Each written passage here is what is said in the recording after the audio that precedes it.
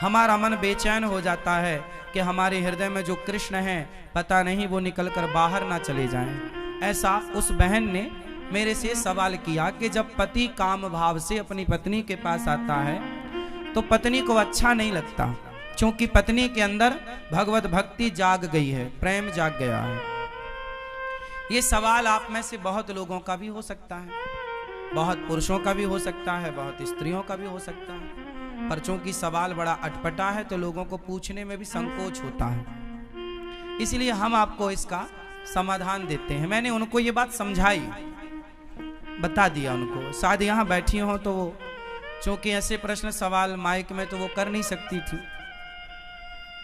पर सवाल तो सवाल है, तो हमने उत्तर सोचा कि चलो इस बहाने आपको उत्तर दे दें। प्रश्न समझ में आ गया? अब उत्तर सुनो। हमने उनसे बोला कि आपके पति, आप तो भक्ति में रम गई हो, बहुत अच्छी हो आप, कि आपके हृदय में कृष्ण विराज गए हैं, भक्ति विराज गई है, आपका दिन रात भगवत चिंतन में ही मन लग रहा, बहुत अच्छी बात है। लेकिन जो आपके पति हैं अभी उनका मन विषयों में है, और यदि आपने भी इनकार कर दिया कि आप हमारे पास मत आओ तो आपके पति फिर पराई स्त्री के गामी हो जाएंगे, वो दूसरी स्त्रियों के पास जाने स्टार्ट कर देंगे, वैश्याओं का गमन करने लग जाएंगे, वैश्यागामी हो सकता है इसलिए तुम्हारा पति, इसलिए तुम्हारे अंदर तो कोई वासना है नहीं, लेकिन पति के अंदर यदि है तो पति पत्नी के पास ही तो जाएगा। यदि तुमने भी उसे हटा दिया अपने पास से तो वो वैश्यागामी, उसका चरित्र बिगड़ जाएगा, इसलिए तुम्हारा धर्म है। मीराबाई के साथ भी यही था, बिल्कुल सेम। मीरा का विवाह बचपन में कृष्ण से हो गया था, मान लिया था उन्होंने पति कि मेरे तो पति गिरधर गोपाल हैं, लेकिन फिर भी उनके माँ बाप ने जबरदस्ती उनका विवाह भोजराज से कर दिया, जो राणा के बेटे हैं। तो भोजराज राणा के साथ उनका विवाह हुआ। जब उनकी पहली रात आई मिलन की, मीराबाई को बिठाया गया एक कमरे में, सिर्फ दीपक का प्रकाश था, और जो कि रिवाज है घूंघट डाल के मीराबाई को बिठाया गया। तभी रात्रि को, पहली रात्रि पहला मिलन जब भोजराज आए तो मीरा ने अपना दुपट्टा, अपना मुंह खोलते हुए भोजराज से कहा कि ये दुनिया कहती है कि आप मेरे पति हैं, कि ये दुनिया कहती है कि आप मेरे पति हैं, पर मेरी अंतरात्मा तो कहती है कि मेरे पति केवल कृष्ण हैं। लेकिन मेरे मन पर, मेरे प्राणों पर तो कृष्ण का अधिकार है, लेकिन आप व्यवहार जगत में मेरे पति बने हैं। सारी दुनिया तो यही मानती है कि आप मेरे पति हैं, कृष्ण मेरे पति हैं, ये तो केवल मैं जानती हूं। मेरे मन की बातें या मैं जानूं या वो जाने, आप तो नहीं जान पाओगे। तो मेरा मन, मेरे प्राणों पर, मेरे मन पर तो मेरे कृष्ण का अधिकार है, लेकिन आप यदि मुझे अपनी पत्नी मानते हैं तो आपके सामने मेरा शरीर है। यदि मेरे शरीर की भूख है आपको तो मेरे शरीर से आप अपनी भूख मिटा सकते हैं, मैं मना नहीं करूंगी, आप मेरे शरीर से अपनी भूख मिटा लीजिए, लेकिन मेरे मन पर, मेरे प्राणों पर तो मेरे गिरधर गोपाल का ही वश है, कब्जा है। तो इस बात से यह सिद्ध होता है कि यदि आपका पति कामुक है तो फिर आपका धर्म है कि आप अपने पति को भी धीरे धीरे सत्संग से जोड़ें, कथाओं से जोड़ें, धीरे धीरे उसके मन को भी बदलें और उसका साथ दें। आप यदि सोचेंगी कि मैं तो भक्ति में रमी हूं, अब मेरे पति जो मेरे साथ रमण करेंगे तो वो गलत है, वो गलत नहीं है। आपका धर्म है कि आप अपने पति को खुश रखें, प्रसन्न रखें, धीरे धीरे उसे भी सत्संग से जोड़कर देखो, मन बदला जा सकता है, मन बदला जा सकता है। कैसे? सत्संग से।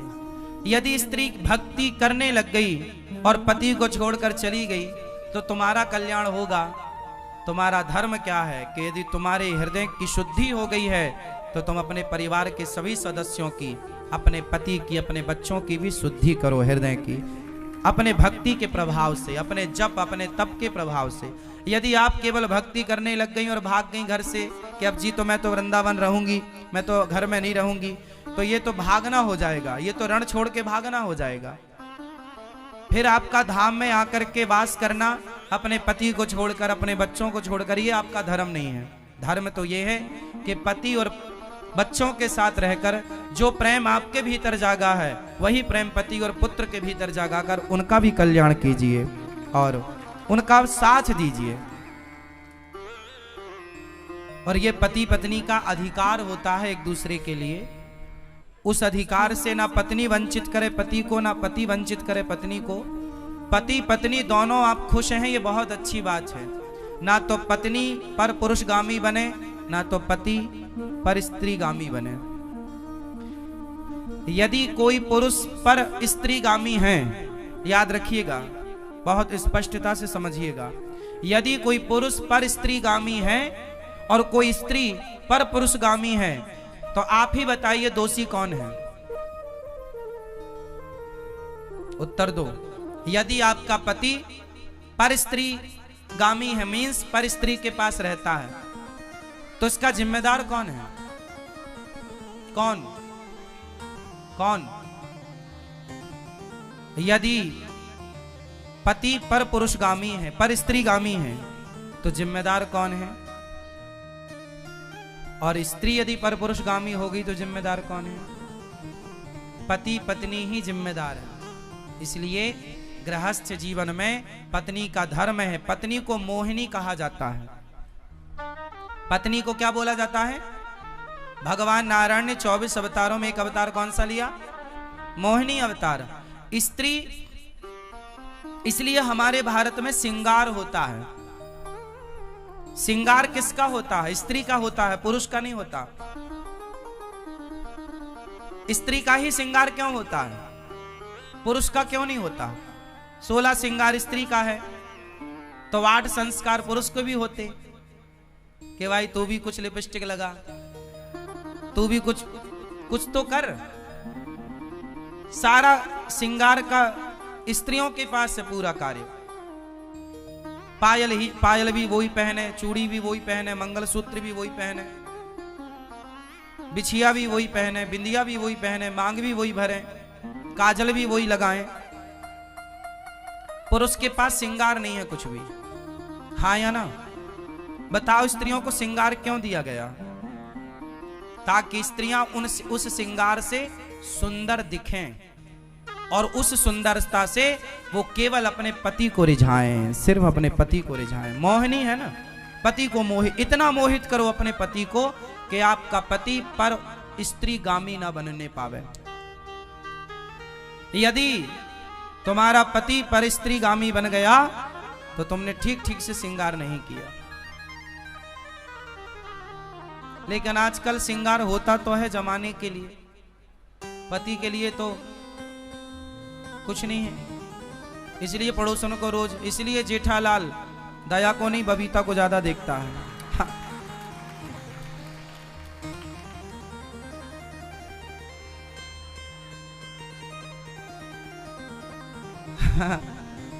सही है ना? तो स्त्री को कैसा होना चाहिए? पति के लिए मोहिनी होना चाहिए, जो अपने पति के मन को मोहित करती रहे। और आपने यदि मोहित नहीं किया तो आपकी पड़ोसन मोहित कर लेगी, और वो मोहित करेगी तो फिर आप रोती आओगी, गुरुजी हमारे पति का चक्कर है। समस्या सब तरफ से है। मोहित करो वो अच्छा है। हाँ? ये मोहित है? कहां धर्म पत्नी आपकी? घर मोहित कर लेती है वो आपको? उन्हीं से मोहित हो ना। हाँ, या तो पत्नी से मोहित रहो, या पति से, या परमेश्वर से, तीसरा कोई नहीं। और पति पत्नी का भी एक टाइम है। पति और पत्नी भी साथ में तब तक आप रमण करो जब तक कि आपके बच्चे अभी छोटे हैं।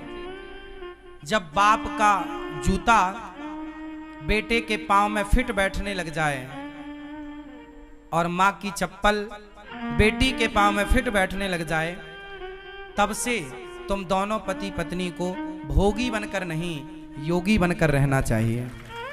अब आप दोनों भी कंट्रोल करो धीरे धीरे, क्योंकि हमारा उद्देश्य विषयों का भोग नहीं है। हमने विवाह भोगों के लिए किया ही नहीं था, भोगों पर कंट्रोल करने के लिए विवाह, लगाम लगाने के लिए। लेकिन आज उल्टा होता है कि मन की चंचलता बढ़ती चली जाती है। अच्छा, ये सारे दोष इसलिए होते हैं क्योंकि सत्संग नहीं है। क्या नहीं है? सत्संग। और सत्संग ना होने से बिनु सत्संग विवेक ना होई, और राम कृपा बिनु सुलभ ना सोई। सत्संग की जरूरत है। सत्संग सुनेंगे तो दोनों, अच्छा सत्संग किससे सुनना चाहिए? पति पत्नी दोनों को, क्योंकि दोनों की समझ चाहिए। एक की समझ है पर दूसरे की नहीं है, तो एक गाड़ी साइकिल का एक